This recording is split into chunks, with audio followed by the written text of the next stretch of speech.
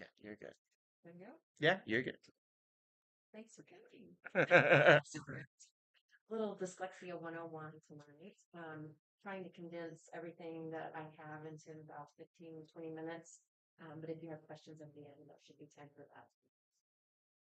So we'll start by talking about what is the definition of dyslexia.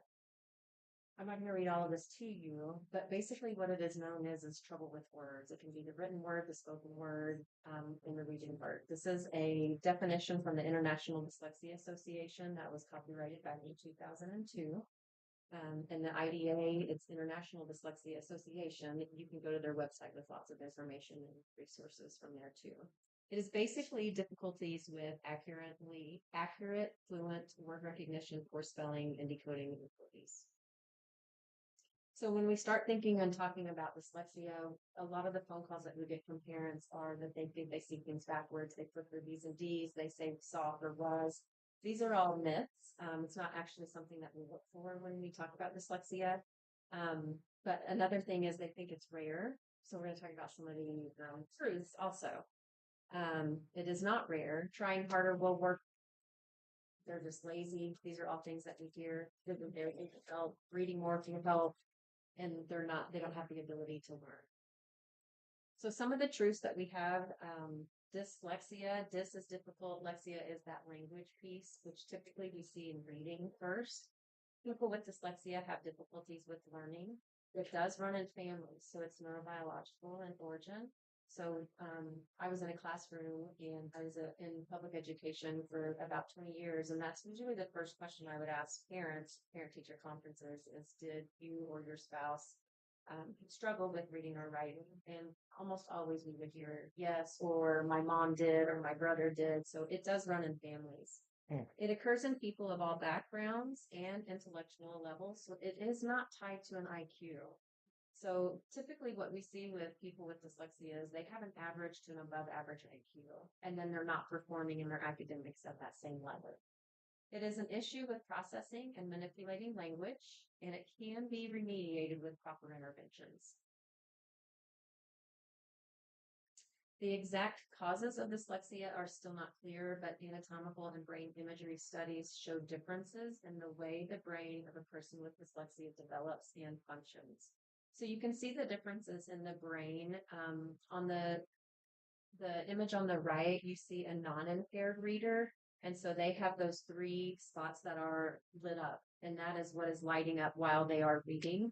But then you see on the other side, a person with dyslexia, what happens to their brain when they are reading, the information gets kind of stuck in that frontal lobe. So it takes a longer trip and a slower trip through the other parts of the brain where reading and language is acquired. And those are fMRI studies. So those are actual pictures. And there is the fMRI studies that will show the proof of that on a non-impaired and a person with dyslexia brain. 1 in 5 students have a specific learning disability. It's 20% of the U.S. population. So when we're thinking about 1 in 5, we also think 20% of those at high school drop out compared to 6.5% of non-SLD. 30% of those people or those students are held back a grade versus 1.5% for a non-SLD. 32% are arrested versus 3.9% for a non-SLD. And when you're thinking about specific learning disabilities, about 80 to 85% of those are in the area of dyslexia. Here is what a person with dyslexia may struggle with. You're not going to see 2 people with dyslexia that look alike, obviously. But these are some of the areas that they might struggle with. When you're thinking about reading, some of our students might lose their place in text. They might move or overlap text. They may need to reread. They don't have that ability to decode even simple CVC words. When spelling, usually if a student is struggling, we're going to always catch them in spelling. Spelling is almost always the hardest thing for them to overcome and to remediate. Similar sounds may cause confusion. They have difficulty hearing those sounds. They can't remember what a word looks like. Listening, they might have problems note taking, finding background noise distracting. When they are writing, they're going to have possibly have difficulty getting ideas in paper. They may also have that spatial or temporal weakness where they have the left-right confusion. They get lost easily. They have difficulties with telling time. And then your memory difficulties, the dates, the sequencing, the alphabet. That's one reason why some of our students really struggle with the alphabet is because it has that sequence piece. And then your motor control can also be a part of that where they have difficulty copying. They have handwriting difficulties. So you can see that a person with dyslexia, it's not just about reading. It just over encompasses and it can affect every portion of their life in school. So we'll talk about a few of the characteristics. You can begin to see characteristics as young as 3 years old for those red flags for dyslexia. Pre-K, the earliest clues involve mostly spoken language. They might have that delayed language. They have trouble learning nursery rhymes, mispronouncing words. So that mispronouncing words or that baby talk that we always think, oh, it's so cute, it's always a red flag. So if they, a lot of the words that we hear, Piscetti, they leave off sounds. Or multisyllabic words, they may confuse some of the syllables and flip those and transpose them. Difficulty in learning and remembering names of letters, and then failure to know the letters in his or her own name. Those things are always going to continue on, and if there's no remediation or no intervention done. So then you go on to K and first, and they're continuously struggling with those, but then we're going to add on more concepts for them.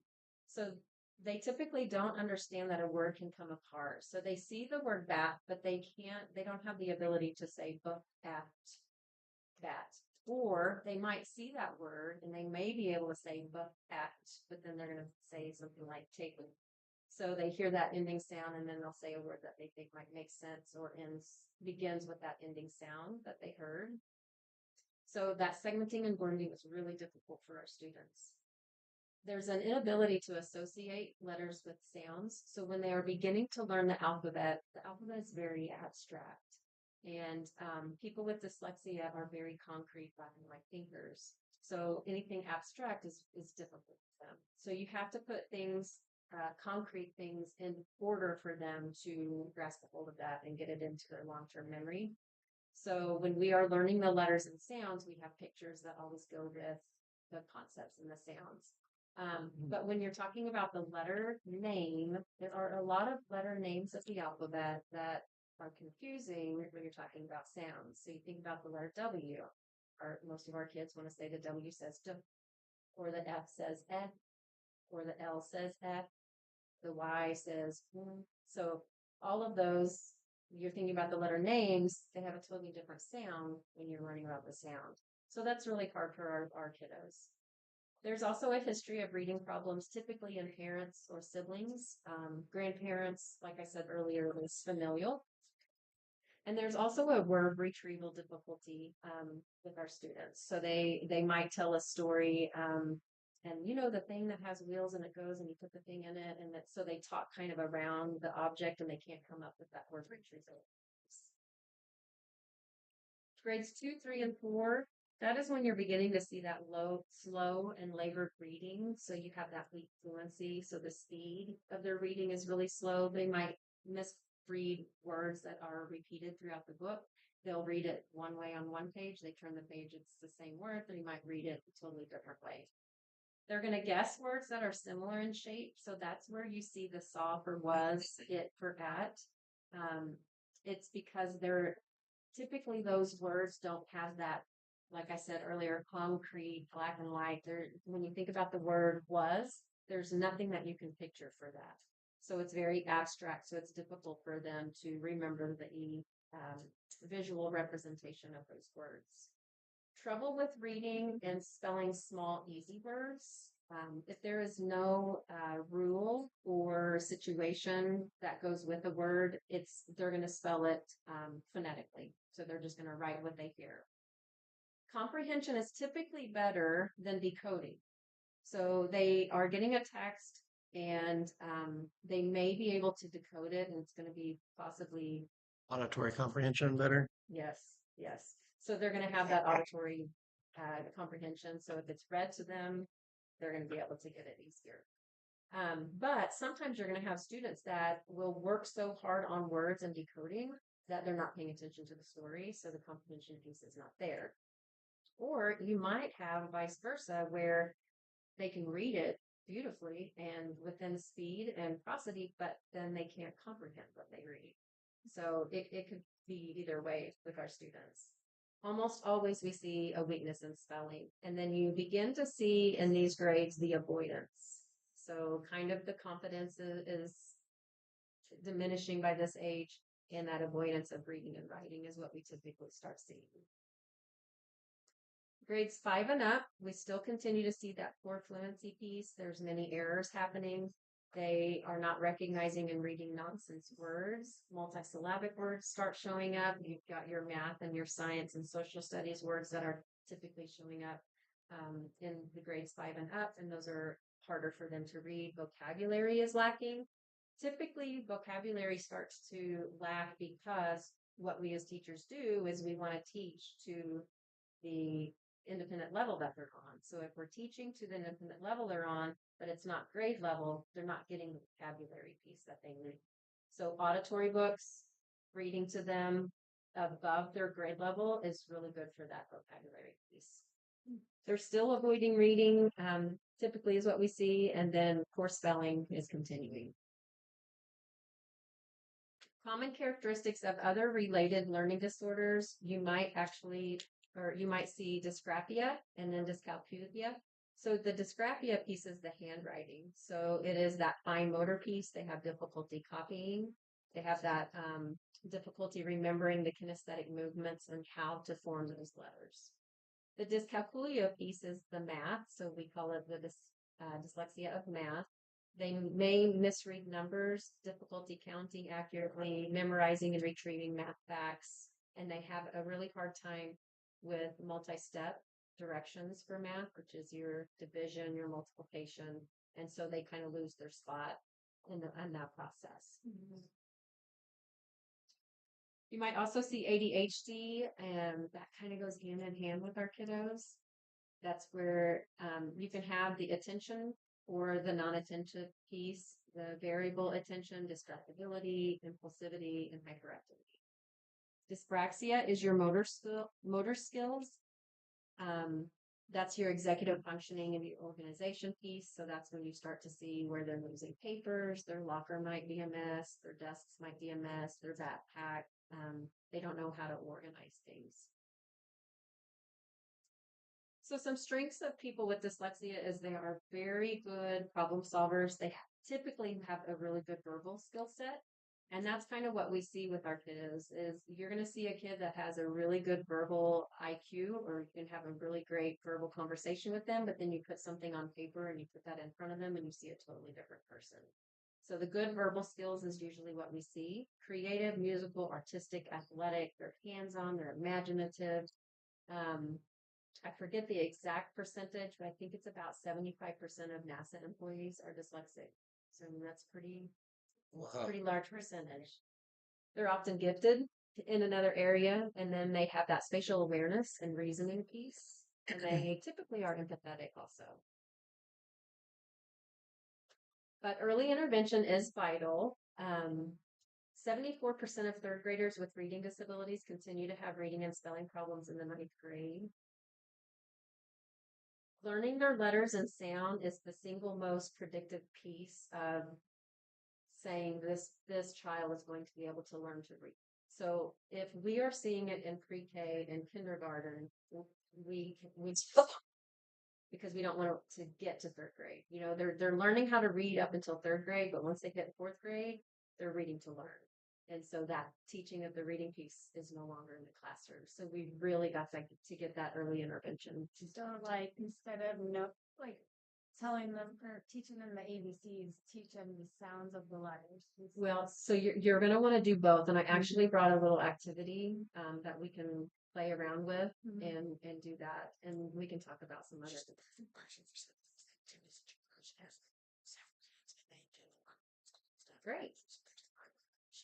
Great. We'll get that out then, and we'll play with some ways that you can learn. You want to still teach the letter names. Yeah. But Also, make sure they know the sound. Yes, and associating the sounds with a picture, that's going to help our kiddos because they can picture. So they're going to see an apple. When you see the letter A, we want them to be able to picture that keyword apple so that they can get to that sound app. Some accommodations that we ask for our students if they have dyslexia and they're going back into a classroom, avoid written tests when possible. They shouldn't be asked to copy from a board, have that copy in front of them. Audiobooks provided. So Bookshare is a great place to go to get all your audiobooks. Learning Ally, you can actually get textbooks on Learning Ally. And then the Wolfner Library, thousands of books that you can find at the Wolfner Library. Also provide a list of any directions with procedures or math problems that require a sequence of steps. You can even highlight the different steps. So like step 1 would be always pink. Step 2 would be yellow. Step 3 would be blue. If you're starting that process with your kids, that's also a great thing to carry on at home. So when you tell your child, go clean your room, it's very broad, that's very abstract. What does that even mean? Well, step 1, highlight it in pink, just like you do your math directions. And say step 1 is pick up your clothes off the floor. Step 2, whatever you want step 2 to be. So you can highlight and do stuff like that at home also. Graphic organizers and planners. Graphic organizers are great for our kiddos, but they have to explicitly be taught how to use them. You can't just put them on a table and say, here are some graphic organizers. We use a procedure called I do, we do, you do. So I'm going to do it and you're going to watch me do it. And I'm going to do that for probably a week, maybe 2 weeks. And then the next time that we do that activity, we're going to do it together and I'll help and I'll guide you through it. And then, you do that for a week or 2 and then you let them go and try that independently too.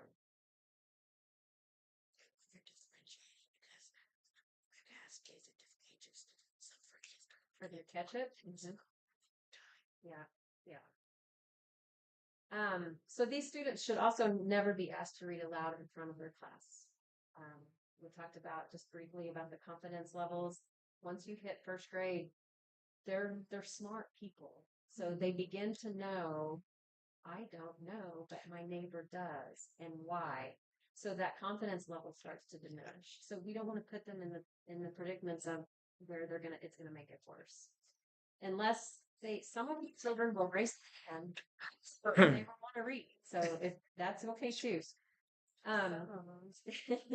So reduced homework and work in school, we're going to still teach the same concepts, but if you can show me that you understand this math concept in 10 problems, I'm not going to make you do 50. So thinking of that in the same of spelling, if you can show me that you understand a CVC word and how to spell CVC words, show me within 5. I don't need a list of 20. Extra time. Time is a person with dyslexia's best friend. They just need time to process. They need time to think about what they're seeing, what they're doing, and how they're going to react. You can record class sessions. That's kind of for older kids, middle school, high school, maybe college. And obviously you need to have, teacher's permission for that. Reduce visual and auditory distractions. Small group sizes are best. And maybe pre-teach new concepts and highlight the keywords that are going to be needed in those new teachings. So one thing I used to do is record. So say if the class has a article to read, I would pre-record that article and put it like on Google Classroom or someplace so that the kids have access to it so that 1, they can still follow along with it, but then 2, if they need to go back and recall it, because again, their auditory processing is a lot better than their visual processing. Yeah. And so that's something I would do too. And why not do that for all kids? Just makes it easy. Yeah. Speech to text software, audio notes for writing. So that's speech to text, text to speech. Graph paper can be used for math so that it can help them keep their place value. You can also take lined notebook paper and just turn it horizontal, I think, so that it has the lines there also. Maybe not grading spelling tests, or don't give a spelling test, or give it orally. So you can give it orally, and usually they are pretty good at giving them the word orally instead of having to write it down. Some of the resources that we have are the Springfield Center for Dyslexia and Learning. We have a lot of resources there. Our information is on the table up front. Also, you can have our business card. We do advocacy for parents. So if you start going into the school and asking questions and you need help with that, that's something that we can help with. We also do screeners and testing there. So we work with the local psychologists for diagnosing. The National Center for Learning Disabilities is another great resource, understood.org. That's probably the best one, I think, for parents is the understood.org. It really, you can go in and type in what is a 504, what is the difference between a 504 and an IEP, what is dyslexia, what are accommodations that my child should be getting. So it really is helpful for parents. The Dyslexia IDA, that is your International Dyslexia Association. Sally Shaywitz is kind of the guru of dyslexia, and she has a book that's called Overcoming Dyslexia. Decoding Dyslexia is a grassroots movement in the state of Missouri for parents, and there are a few teachers that have joined that movement also. So it's more of getting legislation passed and what the schools should be doing. You also have Reading Rockets at the bottom. That's another good place that you can go. So that's kind of the presentation, but I do want to show you there. This is a clip. It's called the alphabet arc, and I brought the alphabet arcs and the letters. So this is just if you don't have the letters or the arc at home, you can make this like on the video. So I'll show you kind of what it looks like.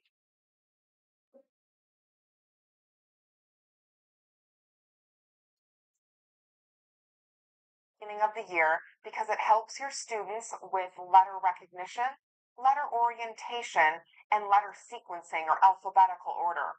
All very important reading skills.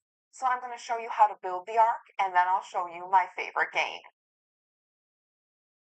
So to start, you want to have your students place these 4 letters, A, M and N, and V. This is going to help them visualize the arc shape that they're going to fill in. You can also, on certain tables, use a wipe-off marker to draw an arc shape that students can run the letters along. So the first thing we're going to have our students do is build the letters going up the arc.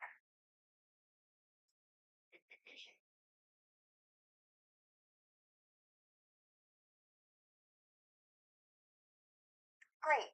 You can help your students as much or as little as they need. And what you're doing here is reinforcing that these beginning letters travel up. Then we have M and N across the top. And our next step is going to be to build the letters that go down the arc.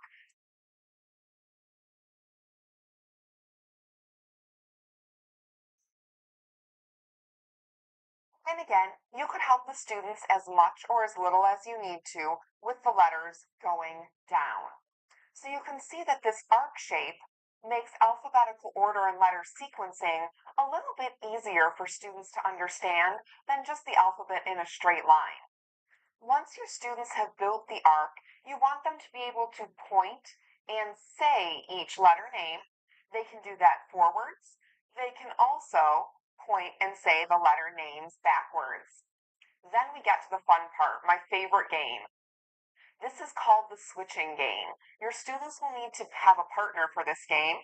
One person covers their eyes, the other person switches around 2 letters, and then the person with their eyes closed opens them, and as quickly as possible, they have to try and determine which 2 letters were switched. I hope that you'll share more alphabet activities in the comments below. So that's just a game that you can play at home with your kids. And when she said, touching and naming the alphabet, a lot of our kids will sing it. So we don't allow singing because what happens is it's not a one-to-one correlation with the letters. They're just singing the song. So they get to the L and they say elemento, and that in their brain is typically one letter. So when they get to, they'll say J, K, elemento, even though they're touching L. And then they get that confusion when they're doing the one-to-one. So we want them to touch a name slowly, A, B, C, D, when they're doing that game. Another thing that you can do with the arc is you can remove just one letter, push them all together, and then they have to find the letter that's missing. And you can start doing like the before half of the alphabet. So left and right is very abstract. So we talk about before and after instead of left and right. So we talk about the before half is A through M, and the after half is M through C. And you can call out a letter. You could say E, and then they have to say E is in the before half of the alphabet. Or if you say T, they would have to say T is in the after half of the alphabet. So there's lots of variations that you can do with the alphabet arc. Okay, so that is all I have. So, quick question for you. So, if somebody comes to you, is there any cost to it For for your services at the center? there is. Is there any grants or assistance that families can get to access those resources? I know that the Children's Miracle Network, they have paid for some things Okay. previously, but that's the only one I know of, and we wish we could find more. So Okay. if you know of any more, Okay. We'll be on the that's what we lookout. got. Yeah. Okay. Well, thank you so much for coming. Thank you.